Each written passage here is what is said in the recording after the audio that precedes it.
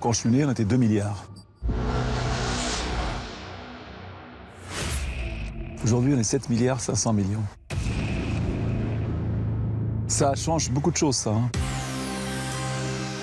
Et ce n'est pas fini. L'Organisation des Nations Unies prévoit encore une augmentation de la population mondiale. Nous serons près de 10 milliards en 2050. 10 milliards d'êtres humains et un modèle dominant, celui de la consommation.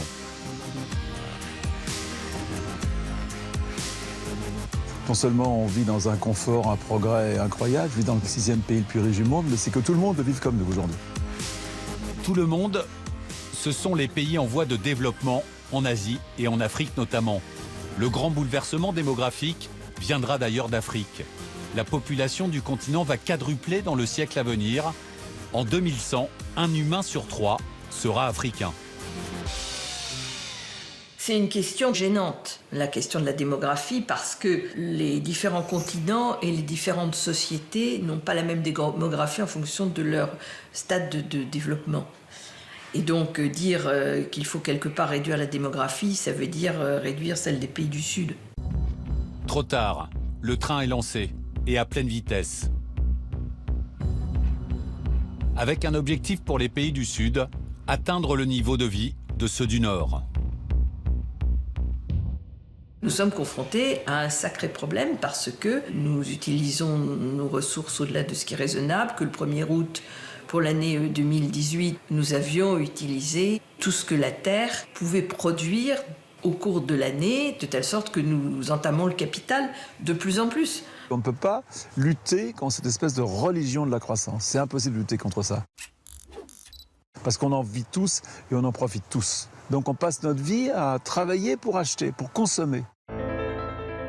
Cette religion de la croissance qui existe depuis toujours, depuis toujours, on a toujours voulu amasser, avoir plus. Aujourd'hui, c'est pas viable. D'autant que la planète s'urbanise chaque jour un peu plus.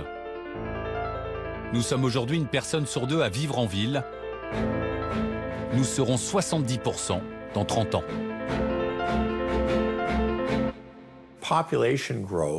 En raison de l'augmentation de la démographie, il devient impossible pour certaines populations de se nourrir grâce à leurs terres. Donc migrer vers les villes devient l'unique solution. Voilà pourquoi les villes grossissent. C'est une question que je me pose depuis des décennies, en me disant mais pourquoi sommes-nous condamnés à aller vers des villes de plus en plus géantes ? La question se pose pas, les gens vont là où ils peuvent bouffer, c'est tout. C'est pas parce que c'est plus rigolo, c'est simplement parce que c'est là où ils peuvent survivre, c'est tout. T'es au Nigeria, t'es de ton village, t'as qu'une envie, c'est d'aller en ville, de trouver du travail, d'avoir un téléphone portable, d'être dans le vrai monde, quoi. Et donc tu vas en ville. Et elles n'ont pas fini de grossir. En 2050, nous serons 5 milliards entassés dans les villes, dont 2 milliards dans des bidonvilles. Lagos, au Nigeria, devrait devenir à la même époque la plus grande ville du monde. 80 millions d'habitants, vertigineux. Des villes transformées en ogres, aspirant la population et dévorant les ressources naturelles. Les villes ne peuvent exister qu'avec beaucoup d'énergie. Quand vous avez des mégalopoles de 15-20 millions de gens qu'il faut nourrir tous les jours, auxquels il faut donner de l'eau potable tous les jours, dont il faut traiter les déchets tous les jours, dont il faut assurer la mobilité tous les jours et dont il faut assurer le travail, c'est colossal. Nos villes consomment à elles seules 75% de l'énergie mondiale. Surtout, elles produisent 80% des émissions de gaz à effet de serre.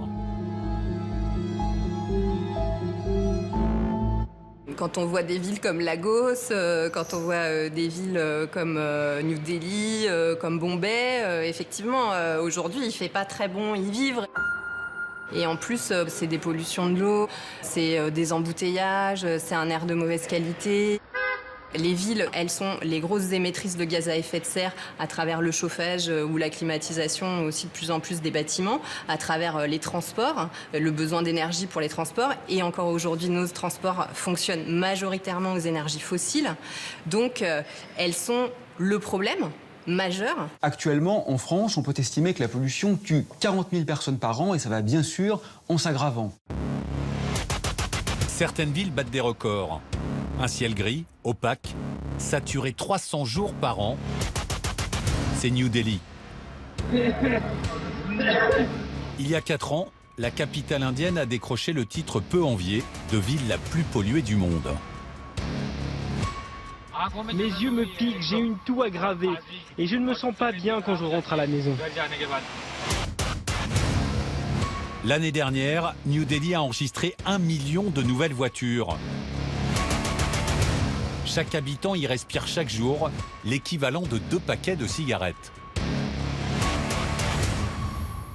En Chine, c'est 1,2 million de personnes qui meurent chaque année de la pollution de l'air. Moi, je garde mon masque et en fait, j'évite de sortir et d'aller dans des coins où il y a trop de monde. Je reste à l'extérieur le moins longtemps possible. Il y a 2 ou 3 ans, il y a eu un embouteillage de 11 jours sur une autoroute chinoise. On ne peut pas continuer comme ça. C'est-à-dire qu'on ne peut pas continuer à entasser des gens dans des espaces complètement minérales, où on ne produit pas d'alimentation, où on ne produit pas d'énergie, où c'est plein de bagnoles partout. Sur l'année 2017, ce qu'on voit, c'est que les ventes de véhicules qui sont fortement émetteurs, donc les 4x4, ce genre de véhicules, les ventes ont augmenté en Europe. Pourquoi? Parce que peut-être que sur les dernières années, les carburants étaient moins chers et donc la décision d'investir dans ce type de véhicule, elle reste pertinente du point de vue du consommateur. Aujourd'hui, si tu arrêtais d'émettre du CO2 dans l'atmosphère, la Terre continue à se réchauffer pendant au moins 50 ans. Et donc, tu as un sentiment de « à quoi bon ?» quoi. Et ça, c'est pas bon, quoi. C'est pas bon. À quoi bon faire, puisque de toute façon, on est foutu, faut y aller. C'est une vérité qu'on n'a pas envie d'entendre. Et puis, il y a ce que nous refusons de voir. La quantité astronomique de nourriture que notre Terre doit fournir chaque jour à nos mégalopoles. Pour répondre à cette demande, l'homme a mis en place l'une des plus formidables machines à détruire l'environnement de l'histoire. La problématique de l'agriculture d'aujourd'hui, c'est que pour être très efficace et pour que les machines puissent fonctionner, on rase tout. On déforeste chaque année la taille de la Belgique pour faire du soja ou de l'huile de palme. La monoculture, si on ne met plus qu'une seule plante sur des hectares et des hectares de terre, on ne peut pas dire qu'on préserve un écosystème. En gros, on le transforme et c'est plus un écosystème s'il n'y a plus qu'une seule espèce. C'est comme votre système immunitaire, en gros. Si vous mangez tous les jours la même chose, votre système immunitaire va être de plus en plus faible. Ça serait de la monoculture alimentaire. Comme votre système immunitaire est faible, vous attrapez plus facilement des maladies. Donc là, comme le sol, en gros, est malade, ce qui va pousser dessus est assez faible, donc est facilement attaqué par des ravageurs, par des insectes, par des champignons. Donc on va utiliser encore plus de produits, des pesticides, des fongicides, des herbicides, pour tuer tout ça. Pourtant, on continue dans cette voie. Les fermes sont de plus en plus gigantesques. C'est au Brésil que l'on trouve la plus grosse entreprise agricole du monde.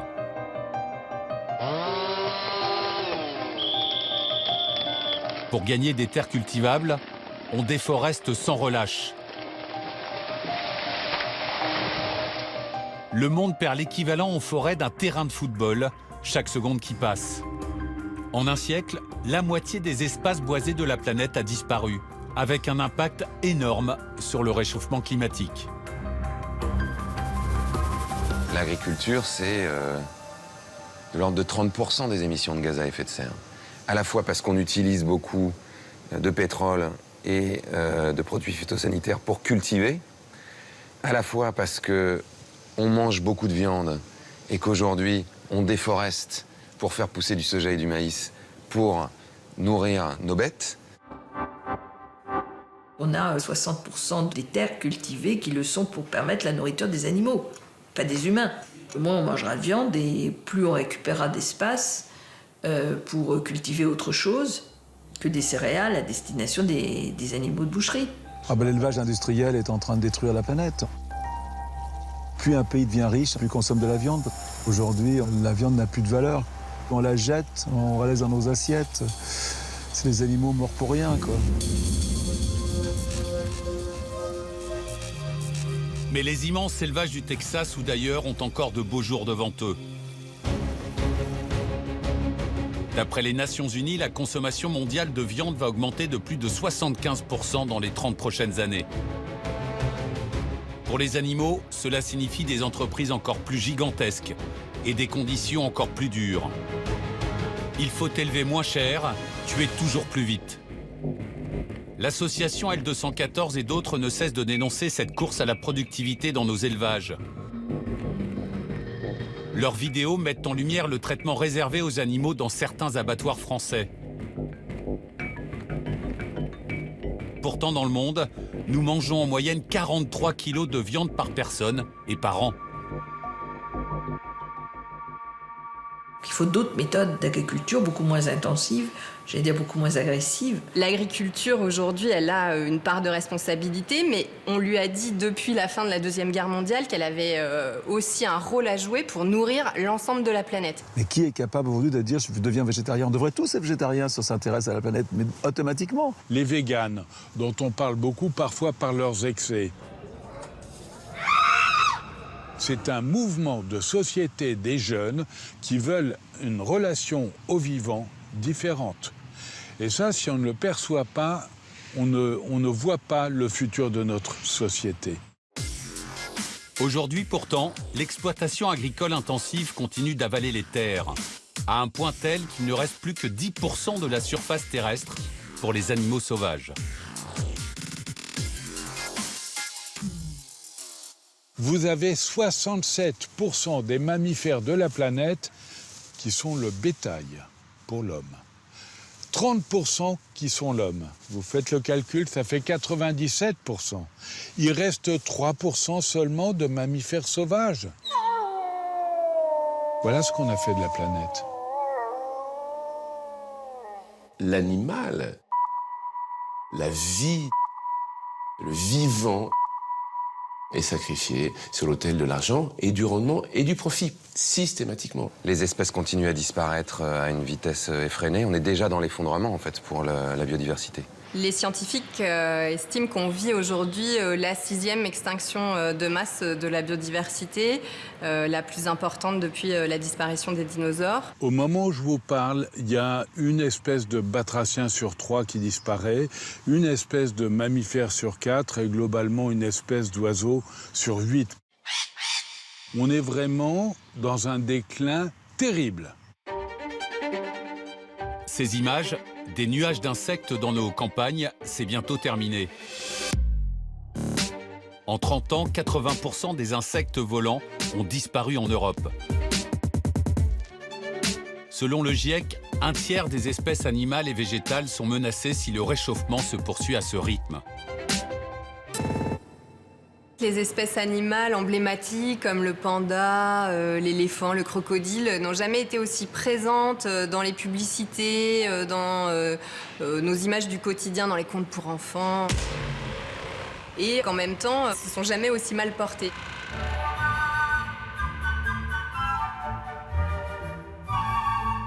Les grands spécialistes des ours vous diront que les ours sont, ils sont présents dans les eaux, mais en fait, dans la réalité, ils sont complètement menacés parce qu'on empiète sur leur territoire. Quand on te parle de la disparition inévitable des éléphants,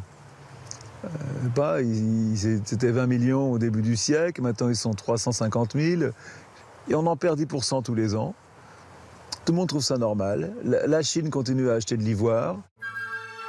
Moi, j'ai vécu dans un monde où il y avait les enfants qui faisaient la quête pour sauver les éléphants. Voilà, on y croyait, quoi. On croyait que, et en fin de compte, tout s'écroule. Et la liste s'allonge sans cesse. En un siècle, 200 espèces de vertébrés, connues ou moins connues, sont officiellement éteintes. La roussette des îles, disparue. La gazelle acacia, disparue. Même le puma américain est mort à jamais. Les animaux s'éteignent dans une quasi-indifférence. Les politiques ne se rappellent d'eux qu'à de très rares occasions. On va vous photographier effectivement Madame Macron avec un bébé panda. J'ai rien contre Madame Macron, mais on fait de la communication sur la préservation de la biodiversité, bien entendu. N'oublions jamais, comme le dit Aristote, que le plus beau spectacle est celui que nous offre la nature. Le problème, c'est qu'effectivement, il faut arriver à toucher, à réveiller les consciences. Et pour ce faire, il y a des animaux qui sont plus porteurs que d'autres. Le dauphin est un animal porteur, le panda également. Et puis on a laissé de côté tout ce petit peuple des airs et de la terre, tous les animaux qui nous entourent, au fond, qu'on n'a pas regardés et qui sont aujourd'hui à l'agonie et qui incarnent justement la disparition de l'ensemble de la biodiversité. Pour protéger la biodiversité, les défenseurs de l'environnement partent en guerre.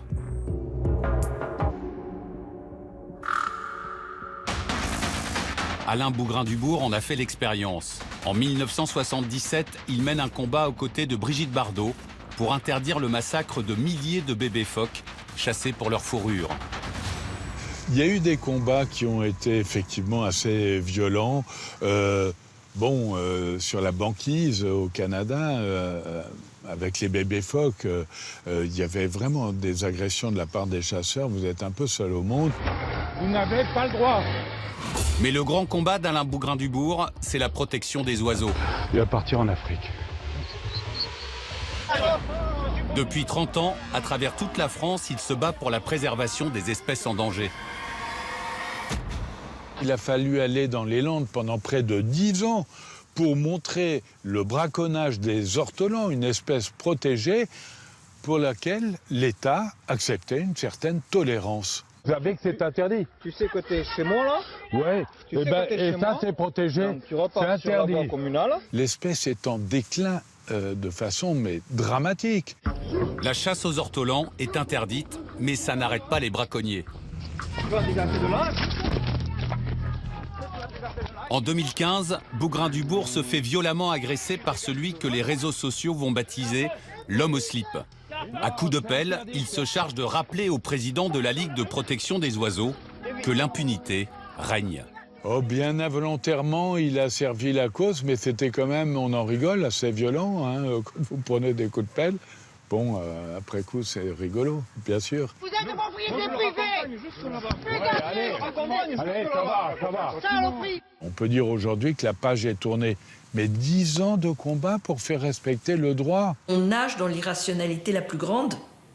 C'est-à-dire qu'on est incapable de considérer que la pérennité des espèces est l'objectif number one. Donc il y a actuellement un seul superprédateur sur cette planète, qui est bien évidemment l'être humain. Il n'est jamais arrivé qu'une espèce détruise à ce point toutes les autres espèces, avec bien sûr une conséquence insidieuse sur elle-même. La biodiversité, c'est un mur du vivant, dont on retire les pierres les unes après les autres, ces espèces qui disparaissent, et le mur va s'effondrer, nous entraînant dans sa chute. Aujourd'hui, la biodiversité est menacée partout sur Terre. Et à chaque instant, l'homme s'est donc trouvé un nouveau terrain de jeu.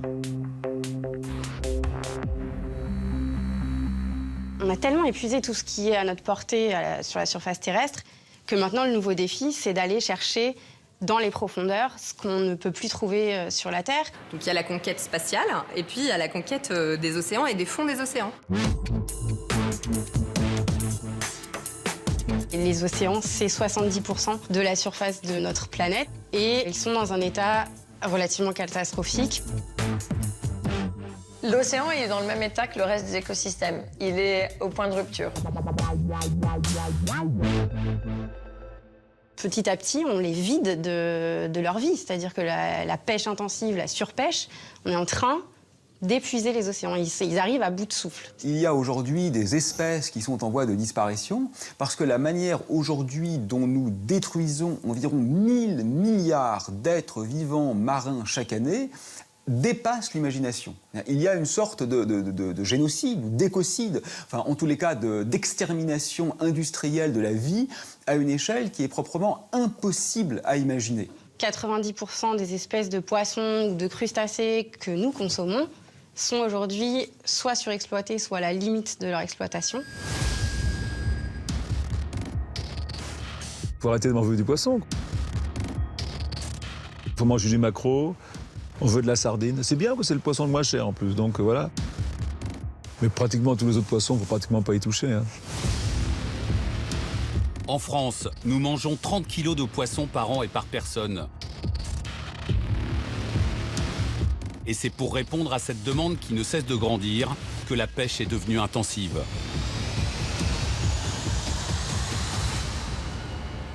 Les petits pêcheurs artisans qui pêchent de façon propre, qui ne rejettent que 6% de leur prise, se font écraser par des machines industrielles qui, elles, les grands filets néerlandais avec de l'électricité, vont rejeter 70% des poissons qu'ils attrapent. La pêche électrique, c'est une arme de destruction massive des océans. Officiellement interdite en Europe, elle jouit pourtant de dérogations dans plusieurs pays. Le système est d'une redoutable efficacité. En passant, les filets diffusent une électricité basse tension. Elle fait sortir tous les animaux vivants de leur cachette et le filet racle tout.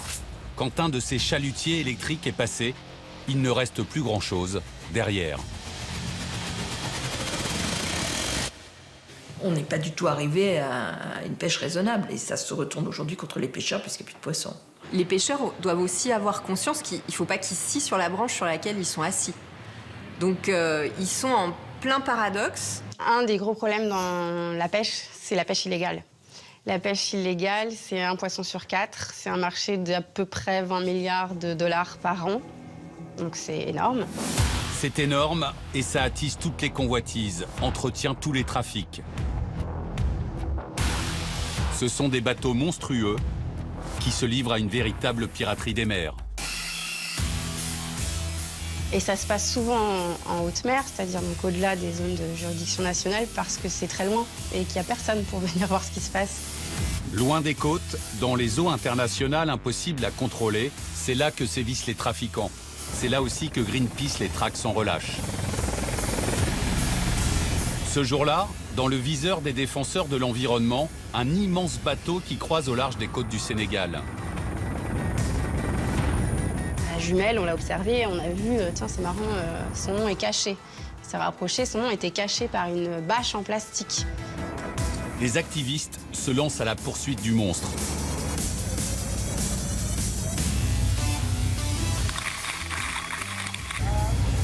On l'avait déjà repéré, ça se reconnaît un bateau en fait. Et du coup, on est allé avec nos Zodiacs se rapprocher du bateau. Et on a réussi à faire soulever la bâche. Et donc on a identifié le bateau, c'était un bateau russe, le Oleg Nedanov. Oleg Nedanov. Ce nom est bien connu dans le monde de la pêche illégale. Des années qu'il écume les mers et racle le fond des océans. Ce navire-usine est capable de traiter près de 20 000 tonnes de poissons par an. Il était en train de faire de la pêche totalement illégale, donc on l'a rapporté aux autorités sénégalaises qui ont pu prendre les dispositions qu'il fallait. L'Oleg Nedanov est cloué à quai, mais combien d'autres continuent en ce moment même, avec des conséquences dramatiques. La plus emblématique des pêches illégales concerne l'un des animaux les plus menacés du globe. L'homme a causé la disparition de 90% des requins. Les requins, ça fait 400 millions d'années qu'ils existent. C'est un des plus vieils animaux qui habite notre planète. C'est le seigneur des mers, il est au top de la chaîne alimentaire, c'est la clé de voûte de toute la vie marine. C'est-à-dire que si on enlève le requin, ça va provoquer des déséquilibres dans toute la chaîne. Il y a bien d'autres facteurs qui continuent à faire chuter dramatiquement le nombre de poissons dans les océans. Le plus grave, c'est la pollution plastique. Dans certains coins du globe, elle atteint des niveaux records. Ce plongeur britannique s'est filmé dans des eaux soi-disant paradisiaques, à Bali, en Indonésie.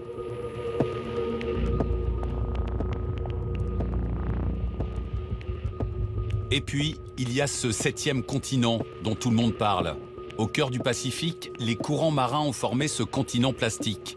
80 000 tonnes de déchets sur une surface équivalente à 3 fois la France. À partir du moment où on se débarrasse de nos déchets, qu'on les met dans la poubelle, on ne se pose plus du tout la question. À partir du moment où ce n'est pas dans notre champ de vision, on ne veut plus savoir. Les 12 millions de tonnes de plastique qui finissent chaque année dans nos océans détruisent la vie marine. Ils sont aussi en train d'étouffer les océans et nous pourrions bien être les prochaines victimes. Les océans, ils jouent un rôle absolument clé dans la machine climatique, en fait.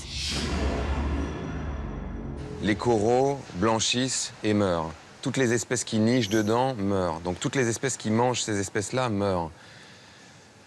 Les océans ne peuvent plus jouer leur rôle, donc alimenter les humains en oxygène. 40% de l'oxygène qu'on respire vient des océans. À un moment, ça va nous impacter. On a besoin qu'il y ait de la vie dans les océans pour pouvoir justement réduire la concentration de CO2 dans l'atmosphère.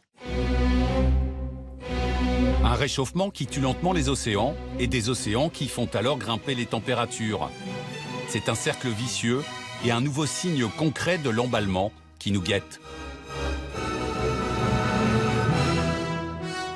Pour éviter cette catastrophe, il faudrait changer radicalement nos habitudes.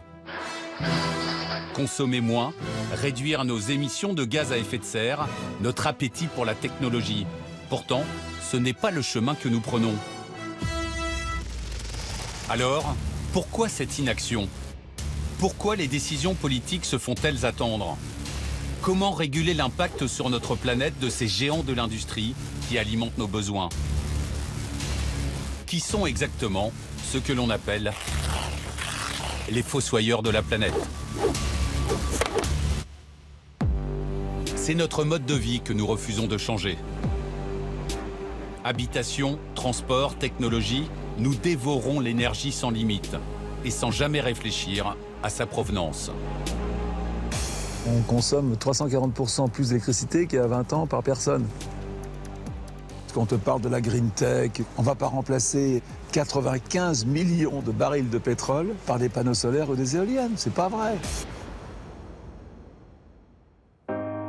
Et puis, il y a toutes les autres matières premières qui arrivent à épuisement sur Terre.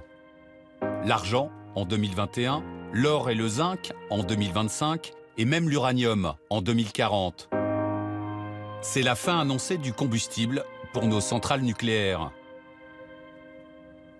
Alors, les géants de l'énergie et du secteur minier cherchent sans cesse de nouvelles sources d'approvisionnement. Le modèle des compagnies minières, pétrolières est aujourd'hui mis à mal parce qu'elles ont déjà exploité toutes les ressources les plus accessibles. Elles vont donc chercher dans des endroits de plus en plus reculés. Leur voracité, c'est la condition de leur survie. Il y a des projets qui n'ont pas encore commencé, mais il y a des projets d'extraction minière en très grande profondeur pour aller chercher des métaux précieux, des terres rares qui sont utilisés dans tous les objets de notre vie quotidienne, comme les téléphones, les tablettes, les ordinateurs portables, etc. Ce qui est en jeu, ce sont des millions et des millions d'euros. Ces multinationales sont capables d'investir ces sommes astronomiques dans leurs exploitations pétrolières, de gaz de schiste ou d'or. Donc il y a toute une industrie qui est en sommeil et qui, là, se met en branle pour essayer d'aller extraire ces métaux au fin fond des océans. Un des prochains projets d'exploitation est français. À l'embouchure de l'Amazone, à 2000 mètres de profondeur, Total a acquis les droits d'exploitation sur d'importantes réserves de pétrole. Le problème, c'est qu'elles sont situées à une trentaine de kilomètres d'un site naturel unique. Et les scientifiques brésiliens, il y a 2 ans, ont découvert qu'il y avait, devant les côtes de la Guyane et du Brésil, un récif corallien. Et c'était une grande découverte parce qu'on ne s'attendait pas du tout à trouver des coraux dans une eau alluviale si épaisse. Parallèlement à ça, ils ont découvert que Total, associé à Petrobras et BP, avait un projet, avait acheté des parcelles exactement là où se trouve le récif corallien. Alors, les écologistes ont déclaré la guerre. Greenpeace contre Total. Lambert Wilson, engagé depuis longtemps avec l'ONG, s'est rendu sur place aux côtés de plusieurs scientifiques, avec l'espoir que cette expédition sauve le récif de l'Amazonie. Les récifs coralliens, c'est des nurseries, en fait, à poissons. Et donc, ça intéresse énormément les pêcheurs de la côte brésilienne et guyanaise de savoir si le forage pétrolier va pas tuer, on va dire, la nurserie des poissons qu'eux, ils pêchent. La science devrait pouvoir avoir le temps de savoir comment ça fonctionne et de le protéger. Mais non, Total est arrivé et a déjà des projets pour forer du pétrole en ultra profond dans cette zone-là. Un risque de marée noire, c'est ce que dénoncent les manifestants au Brésil. Les autorités brésiliennes ont pour le moment demandé à Total de retravailler son étude d'impact avant d'autoriser l'exploitation. On a un petit peu gagné du temps, mais ils vont venir à l'attaque, et clairement. Si Total dit pas on lève le pied de l'accélérateur, il se passera rien. Mais Total a le temps. D'après Greenpeace, le pétrolier finira par avoir gain de cause dans l'embouchure de l'Amazone. En attendant, les grands groupes pétroliers poursuivent leur forage partout dans le monde. Les enjeux financiers sont bien trop importants, pour les compagnies mais aussi pour les États. Stopper les prédateurs de l'environnement s'avère presque toujours impossible. Incontestablement, les grands groupes financiers et industriels ont acquis en puissance et sont parfois ceux qui tiennent les rênes. Et Total en est un exemple parfait. Et nous recevons ce matin dans le grand entretien le ministre de la Transition écologique et solidaire. Ce constat, un homme l'a mûri tout l'été dernier. Le 28 août, le plus populaire des hommes politiques français est l'invité de France Inter. Bonjour Nicolas Hulot. Bonjour. À 8h20, il est encore ministre de l'Environnement. Quelques minutes plus tard... Je ne veux plus me mentir. Je ne veux pas donner l'illusion que ma présence au gouvernement signifie qu'on est à la hauteur sur ces enjeux-là. Et donc je prends la décision de quitter le gouvernement. Dans ce geste, voilà, qui est à la fois un peu désabusé et un peu héroïque finalement, ou tout du moins empreint d'un certain panache, il a tiré la sonnette d'alarme par son départ. Pour dire, vous savez quoi ? Ce gouvernement ne défend pas l'écologie et vous met de la poudre aux yeux sur ces sujets-là. À sa place, j'aurais pas tenu 1 an et demi. J'aurais tenu 15 jours. Et surtout, il est le meilleur d'entre nous, quoi. C'est ça le problème, c'est que derrière lui, il n'y a personne pour le remplacer. La question, c'est est-ce que les moyens d'action qui lui sont donnés sont à la hauteur des besoins ? Réponse, certainement pas. Est-ce que les petits pas suffisent à endiguer, inverser et même à s'adapter parce que nous avons basculé dans la tragédie climatique ?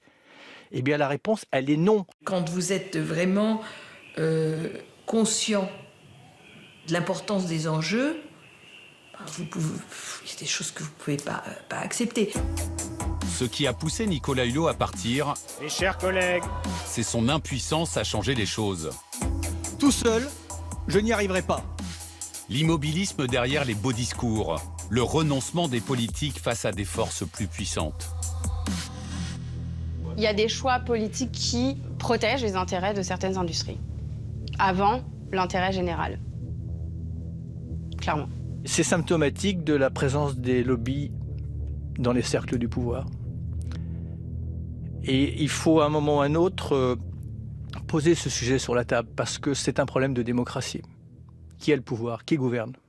Il parle d'impuissance, de l'impuissance qui est la sienne, mais pas seulement. L'impuissance qui est celle des citoyens face à des intérêts constitués de si longue date, avec autant de relais économiques et politiques. Les grands lobbies, les grands groupes qui pèsent bien plus que nous tous, Françaises et Français réunis. Ces lobbies qui sont pour le moment très organisés ont encore la capacité d'aller voir les gouvernements en leur disant « Écoutez, si vous prenez des mesures qui vont contre nous, on va vous faire porter le chapeau des destructions d'emplois. On va vous faire porter le chapeau de la croissance qui se casse la figure. » Tenter d'infléchir le réchauffement climatique demande de profonds bouleversements. Pour les grands groupes, cela signifie des investissements énormes, une remise en cause de leur modèle économique. Alors, à chaque fois ou presque, ils font pression sur les politiques pour que rien ne bouge. Il y a un exemple qui est assez connu, on va dire, c'est un patron automobile français qui aurait menacé Anne Hidalgo au moment où elle a décidé de limiter la place de la voiture dans Paris. Le lobby automobile, le lobby du diesel, j'ai été menacée. Ils sont venus me menacer dans mon bureau en me disant si vous n'arrêtez pas avec cette politique d'évolution de la mobilité parisienne, nous vous ferons battre aux prochaines élections. J'ai entendu ça dans mon bureau. Et puis, ça peut aller jusqu'à des menaces, des intimidations, ça peut aller parfois jusqu'à des avantages en nature aussi, hein. On le sait. Corinne Lepage a été ministre de l'Environnement entre 1995 et 1997. Elle a mené le même combat contre la même industrie. En 20 ans, on n'a pas avancé d'un pouce. L'histoire ne fait que balbutier. Alors, il y a eu quelques accrochages directs. Je me battais déjà contre le diesel à l'époque. C'était lors d'une émission de télévision avec le président de Renault. Je lui ai dit, Monsieur le Président, il faut que vous fassiez évoluer vos véhicules. Et il m'avait répondu, Madame, nous vendons les véhicules que les gens souhaitent acheter. Je lui ai répondu, non, pas du tout. Vous vendez les véhicules grâce aux publicités que vous faites sur les véhicules que vous souhaitez leur vendre. Les profits des entreprises sont devenus les seuls paramètres valables. Pourtant, tout le monde est conscient de la situation. Un jour, j'ai eu une discussion avec le président d'une grande compagnie pétrolière. Je lui ai dit, le pétrole accélère le changement climatique, nous devons l'arrêter. Il m'a répondu qu'il le savait, mais que s'il le disait publiquement, ses actions allaient plonger de 50%. Et donc, qu'il n'allait pas le faire. Il a préféré dire qu'on était fous. Et pourtant, il était d'accord avec moi. De temps en temps, il m'arrive, dans mon travail, d'aller dans les lieux du pouvoir, dans les lieux de l'argent, dans les grands hôtels, dans les halls, etc. Et là, subitement, on se dit, mais on n'y arrivera jamais, on n'y arrivera jamais. Ces gens-là tiennent la planète, complètement. On ne pourra pas défendre notre bilan. On ne pourra pas expliquer à nos enfants que nous avons décidé de tuer la moitié des vivants sur Terre parce qu'il fallait gagner un point de croissance. Ils nous écrasent. Ils écrasent la démocratie et ils sont en train de tuer le vivant sur Terre. Parfois, ils vont encore plus loin. Le 5 mars 2016, le Honduras enterre une icône de la lutte pour la défense de l'environnement. Berta Cáceres, 43 ans, abattue chez elle à bout portant. La question environnementale radicalise les comportements. Défendre l'environnement, c'est la guerre. Depuis des années, Berta Cáceres se battait contre le projet de barrage hydroélectrique de Dessa, un des plus grands groupes industriels du Honduras. En 2015, à Washington, elle s'était vue décerner le prestigieux prix Goldman, l'équivalent d'un prix Nobel de l'environnement. Un an plus tard, un autre lauréat du prix Goldman sera lui aussi assassiné. Nous assistons ces dernières années à une augmentation drastique du niveau de la violence utilisée contre les activistes environnementaux et les indigènes. Ça commence par des menaces d'emprisonnement, des mandats d'arrêt, des menaces téléphoniques, menaces sur les proches, menaces de mort.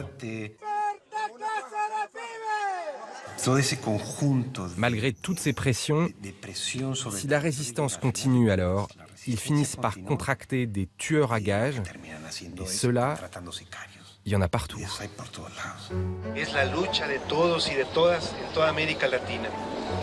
Gustavo Castro poursuit le combat de Berta Cáceres.